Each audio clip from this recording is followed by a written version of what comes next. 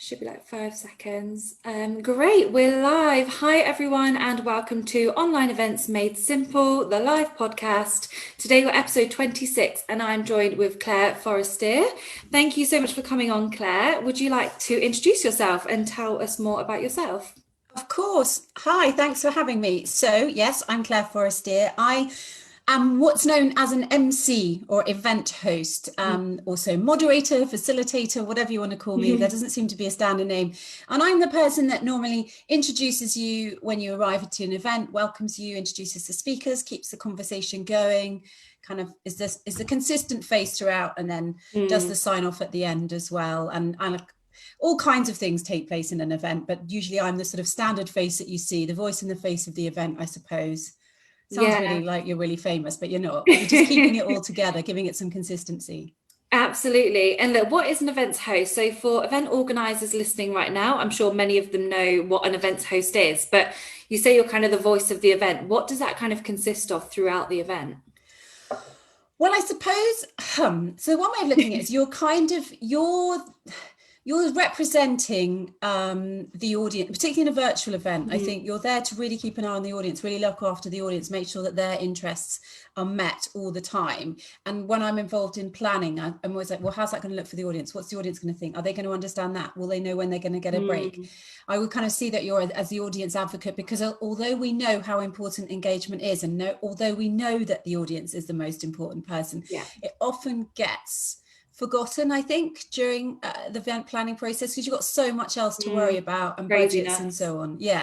And in a real life event, I always just think I was like the speaker's friend as well. I was there to look after the speakers, but it's also just to be that conduit between the audience and the sort of on stage bit of the event, but also the voice piece for everybody to talk through. So quite often, particularly virtually, we're getting the questions coming in from the audience. We then ask them for the audience. And I used to be a journalist, and it's kind of, I think, in a way that there's a similar thing there, because as the journalist, you're just speaking for the people. You're asking the questions that the people want to hear at home. So I kind of see it as that. And you're great to take, we stand on stage, and or whether it's virtual or in real life, and we are there for when things go wrong a lot of the time. That's when we really earn our money. We might be, suddenly there's a delay, someone can't come on, there's a tech problem, whatever it is, we pop back on and go hi and solve it all, or at least be the friendly face while it's happening, so people don't feel that the event's going down the tubes. They just think, it's a technical glitch, there's this person coming on to be friendly and smile and chat and help keep things going. And also sometimes it's a better way to get things out of the guest as well, to have them be doing an interview style presentation, as opposed to just staring into a screen and talking right down the barrel of the gun at an empty room. So there's lots of things we do, and I think I like getting involved quite early on, so we have lots of ideas, because obviously we go to a lot of events, we see a lot of events, so we're an extra bit of advice for event organisers, and that steady pair of hands for the person who's putting on the event, the person who's paying for the event, the sponsor, because they're going to have things that need to be said and done, and a style and a tone and a theme, and we can really imbue that for them, but we're not part of the team, so to speak. We're not in that company, so it's a bit of an independent one. So we keep them really happy, and we keep the audience happy. Well, that's the plan. No, I think that's super important as well. Like you said, it's to have someone to go to if there is a technical glitch. Someone's there to make you aware. It's not just like a slideshow going on that you've got to keep update with. I think it's definitely super important. And you mentioned that you started off in journalism. Obviously, there is a clear link there. How did you kind of go from journalism into events and event hosting and moderating? Yeah, well, I got a job, actually. I'd been freelancing for years because my husband was in the forces, so we were always moving, and I was getting a bit frustrated with kind of that. I think it was just as I was getting older, flying into a new newsroom every week and doing something different. And so I got a job working for a company where they were having these kind of very grown-up business conversations, in which someone is actually paying for this conversation to be held, sponsoring it. So it is an event, and actually they were virtual at the time. So interesting. This was like, I don't know how many years ago, 5-6 years ago. And we would make sure that the conversation flowed and facilitated it and asked intelligent questions. So there was the journalism idea in it, but also that idea of hosting like a program, I suppose. So being like the radio or TV show host, where you introduce everyone, you keep it going, you're the the kind of the person behind it all, and then you have all these interesting people talking, and you ask them the exciting questions, and you dig to the juicy bits that they should be talking about, and so on. So that was it seemed like a really natural move. And then we made programs about it as well. So we obviously found out loads of interesting things about different industries and what was going on, and we would make themed programs on that. And then I went back into freelancing again, but I wanted to do the hosting because I love it. I love being able to turn just a group of people into something a bit more like a more structured conversation. And, you know, you need that in a meeting. You always have hopefully a chairman of a meeting. So it's kind of all those things together. And because I'd done it on TV and radio, I really don't find a big room of people scary. So it seemed like an obvious thing to do. That's kind of how I fell into it. And I also do, alongside that, media training and presentation training. I was doing that for years too. They all sort of link in quite they do. So it just felt, I'm telling people how to present themselves, but then I can also help them present their business in a different way. So it just seemed very organic. Choose that cheesy term, but it did No, there's a nice link, and you kind of cover all bases, which is lovely. And obviously the past year has been difficult for everyone, no matter kind of what sector you're in. How do you find the pandemic affect you? I know you just touched on virtual events. You know, how have you found it affect you in terms of when you were speaking at live events to now virtually? Well, yeah, because the whole of 2020 just seemed to get cancelled, and I loved it. I think I was just furious for a few weeks. I didn't do anything and just ate and drank lots of wine and moaned a lot. And then I just started, and I felt it was really difficult at the beginning of lockdown last time to be selling in a business. We all felt a bit icky about it initially because we didn't know what was going on. So I just was watching what everybody else was doing, and I was watching going to all these live events, allegedly live events. I mean, it's a loose, probably not a fair word for half the events I went to because they were rubbish. And I couldn't get over how badly these events were being run and I'm realizing that's what businesses have done for years with these crappy meetings that they just had on a virtual platform. And so I'd rant a lot about that. And then people would say, okay, put your money where your mouth is and make ours a bit better. And I was like, well, at least I can sit in the corner of the screen smiling, which is more than half of you are doing on your event. So it's just kind of came from there. And I got really busy doing training for people who suddenly realizing they had to do everything virtually, and they absolutely hated the camera, because that's very common. We all hate that. Speaking in public, it's a natural thing. Not we all hate, but a lot of people do. And so that was a really easy one to help people with.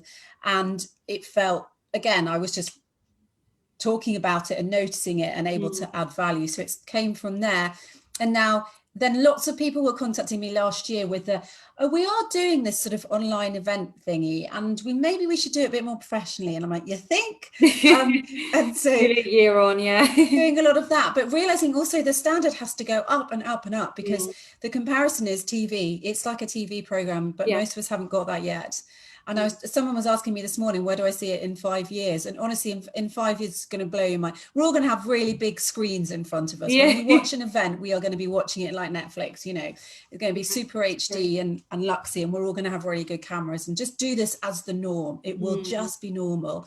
Obviously, we'll go to live events, but we'll do a lot of the event going online as well. Absolutely. Yeah, I completely agree. And I really like the fact that you touched on when you started going to virtual events, they were pretty crap. But I think the standard has absolutely gone up. And, you know, people are starting to realize that they're going to be around for a while. Like, I think people are starting to realize you need to improve them to get your audiences to come. Absolutely. Yeah, and what do you think the benefits are for having an events host? So for the event organisers listening right now, if they haven't got an events host at the moment, should they get one? Kind of, what do you think the main benefits are for having one? Well, it's like having a full team. It's like having the full complement involved in an event. You know, you've got your virtual event organizer. You've got, well, what we're needing more and more and more is your almost your virtual event director, like your gallery director in the old days in TV, who would they still have them in TV, but they would do all the gorgeous mixing of stuff so that scenes ran into each other beautifully, and you had all the graphics and you had all that lovely, so to make the event look as good as it looks on TV. And then you need a host. I mean, there's a reason why TV shows have hosts, and that's because they keep it together. They're this consistency. They're the real person, because obviously when you're going from speaker to speaker to speaker, there needs to be something to draw it all together. There's the friendly face. We always want to see another human being, and sometimes that That's the most important thing, especially at the moment. We never see anyone Yeah. smiling because everyone's got a mask on. So they're the person that keeps the energy up, the consistency. They keep it all flowing. They just make it smooth and efficient, and they don't have any nerves about doing it. So they can just get up and talk, and they can represent your business exactly how you want them to do it, without you worrying about putting people in who it's not quite their skill set. This is the moderator MC skill set, is to control it, look after it. And I always think it's a bit like, it's like hosting at a party, really. You know, some of us are good at that, some of us aren't. You know, who's the person who says, hi, come in, have a cup of tea, there's the loo, we're going to be doing this in a minute, or are you, do you like gluten? You know, it's as simple as being the great host, the bonhomie and the lovely and the charm and all the rest of it, and keep that going with a high level of energy. And a long event, and also at an online event where you know people are distracted, it is a different experience. I think you always need a host, I think. Obviously she would say that, but I think online even more, because it's such a weird setup. It's not like we're there physically tangibly able to get, so you're really responsible for the whole chemistry and kind of mood of an event. It lives and dies with the host, I think. Because if the host isn't having a bad day and it shows, then everyone's going to have a bad day. Yeah, that's a really good point, and that's a really good point to touch on. How do you keep your positivity? All on LinkedIn, you just always seem so positive, so smiley, and I know that's your job. But how do you keep like a positive mind frame, especially in an event when things might go wrong and you're told there's a few technical glitches? How do you keep cool? Lots of deodorant. Some of those events, it's amazing. Honestly, at the end, I think I look like I've just run a marathon, because they are. No, unfortunately, everyone can only see you from here on some of the live events with the tech problems that people have, and the Wi-Fi. Yeah, it is just constantly just think this bit is the bit that matters. This bit has to just keep going on. It is tough sometimes because it is exhausting. It's really exhausting. But real events are exhausting, as you know. I mean, the energy you expend at a real life event, particularly when they're really big and you're running around. I remember doing the stuff at the Mobile World Congress quite a long time ago, and doing like 10 kilometers a day. Wow. But yeah, you just do, that is your job. That's what people are paying for. You keep it going the whole way through. I guess it's a bit like being a comedian. You know, all the comedians tend to be real depressive and low, but then they can perform on stage. It's kind of regardless of you, it isn't about you. That's what I always think. It's always about the audience. It's always about their experience. I am being paid to make sure that they have the best possible experience. So you just have to, that's all that matters, and you have to ignore everything else, and you have to fake it. Sometimes you have to fake it a lot if you're tired, because nobody wants it. You know, I had to say to people when I'm training them, you know, it's not about being inauthentic, it's just trying to be the best version of yourself. So there's lots of imagining, okay, what am I like when I'm up tip top? What am I doing? And that's just, you just then wear that cloak that day, and then go home and lie in a darkened room for 2 days. Yeah. No, that's super interesting. And for event organizers, what should they know about hiring an events host? So, like you said, they do kind of bring the whole team together, Yeah. they make the event seamless. Is there anything that they need to come to you with? Do they need to come to you with the full agenda, or can they hire you from early on in the process? I think hiring the event host early is a really good idea, because they bring lots of stuff. And whenever you're going to have an event, the earlier you get your team together, and talking to each other is super important, because there are events when, I don't know, people hold it quite close to their chest, and they book me, and then I'm really struggling to get them to talk to me for ages. They keep going, oh yeah, I'm really busy, but we're going to get to you. I just want to finish this. I want to finish this. And then they come to you, and it's all as far as they know, it's perfect. Like they've brought you their perfectness, and you're like, you would have been so much better to get me in early, because I've got tips and ideas and things that I can bring.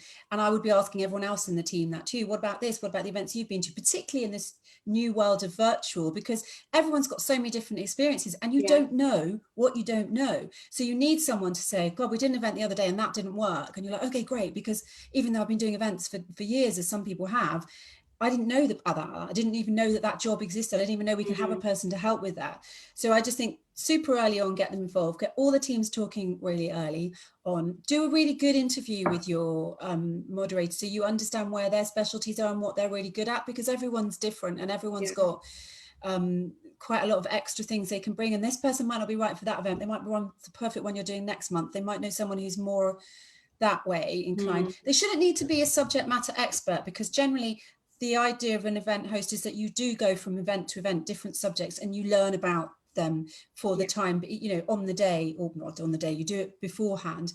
So you might end up with a specialty in, say, pharmaceutical events, but that doesn't mean someone who hasn't done pharmaceutical events can't do it, because it is the person and the energy they bring. Most of us can learn stuff. I'm a journalist. I'm very used to becoming, know all about that subject, learn it all, do it for that event, brain dump it, learn the next thing for the next event. And I will learn so much. Yeah. And it's so interesting because you get a real taste of everybody's industries. And I love that bit when you go, it ring you up and they go, I'm doing it on something that you think, God, that's going to be like deathly boring. And you get into it and you're like, oh, that's the sexy bit of, I don't know, pipe laying or whatever. The concrete, whatever it is, you can find the interesting bit. You know what the audience is going to be interested in, and that's the bit you talk about. So yeah, get your event host in early, get them introduced to other people, use the skills and the experience that everyone on the team has, get them working together as a team, so we all enjoy the event so much more. And have lots of good questions for them, understand what they do, because everyone again offers different things. I was just saying, the job title changes. Some people's expectations of what of what an event host are very different. Some people will expect the celebrity sprinkling stardust type person. Other people will be getting the workhorse. And I think, well, I'm not a celebrity, so I'm coming to help your event go well. It isn't about my profile, it's about your event being awesome. And so I will do what you want me to do, but then I will say, actually, that doesn't work. I've noticed that on other people. Would you try this way? Or I've got a person who does this, who could show you that. Or, there's loads of that, because we've all got big networks of different people that we can help you with. And you go, I didn't even know that could be done. And you're like, yeah, it can, So again, share all your goals and ambitions with the team for the event, because one person might be able to do something you didn't know they could do. I think that comes up a lot in events. That's a really good point as well. I think when you hear events hosts, you just assume, that they just speak at the event, not that they're actually behind the strategy of everything running, providing tips. So that's really interesting. And obviously confidence is such a big thing when public speaking at events, even just on Zoom calls, you need confidence. Where do you get this confidence from? Obviously, I know you mentioned you provide kind of training to improve this confidence. With public speaking at the moment, video calls, it's so big, with most people having their team meetings even on video calls now. It is. I don't know, because I'm not, the super confident person in everything in life. Like everybody, you have all your own insecurities and stuff. But I can witter for Britain. So that's good. I think it's just, as I say, it is just giving people the best, because most people by a certain age and a certain level in their jobs will be able to go into a room and converse and talk to people and be quite pleasant and charming. And then it goes on screen, partly because it does mute us a bit. So I'm probably, if you were in the room with me now, you'd be like, oh, my husband's fortunately gone to walk the dog, but he'd be going, oh my God, shut up, I've got a call to make, you're too much. Because what you might be being a little bit too extra in a room, in a normal environment, you can be full on extra in your little studio, in your little office, and it won't be as crazy on screen as it would be in person. And if that makes sense. So it's just a slight amplification of who you are. You need to do virtually. You just need to up it a bit, find your inner, I don't know, Lady Gaga or whatever it is. She's still there, like the person that you would be. I always say, like the Clare I would be on a dry martini. That's what I have to bring to a meeting. Because not 2 dry martinis, just 1. 2 would be another meeting altogether. But it's still you. It's just the best you. And we tend to do that in real life. Hopefully we go to a meeting, we take the better me with it into an event, and you just do a little bit more on screen. That's a really good point. That's all it is, really. And we can always find that. I use a lot of imagination and visualization to do that, because you have to, because at the end of the day, I'm sitting in my office, I can see all the DIY kit my husband didn't put away, it's annoying me. Someone's opening the door, there's a child coming in or a dog coming in. There's all this stuff going on, and nobody else wants to hear that, particularly if I'm hosting an event. I'd have to just talk over it and be like, have your own bubble. So I have to think, this bubble's for the audience. This is for the people who've bothered to tune in. And it is about, I suppose, because it's all those broadcast terms, but it is, someone has bothered to come to the event or come to listen to our podcast today. So you just have to give them your best. Otherwise you're cheating them. That's really good point there. And that kind of links in with like you're the queen of video on LinkedIn. You Oh. always do videos and you're the queen of red lip. You always have a red lip. I don't know how you do it. It stains my lips every time. For how do you go about starting videos on LinkedIn? So I think again it links back to confidence. Many people are understanding that video marketing is so big at the moment with it does engage people. Instead of just doing a little post or a blog post, video really makes you feel personal with the other person. How do you get the confidence to video yourself, first of all, and then post it to maybe hundreds, thousands of people on your LinkedIn?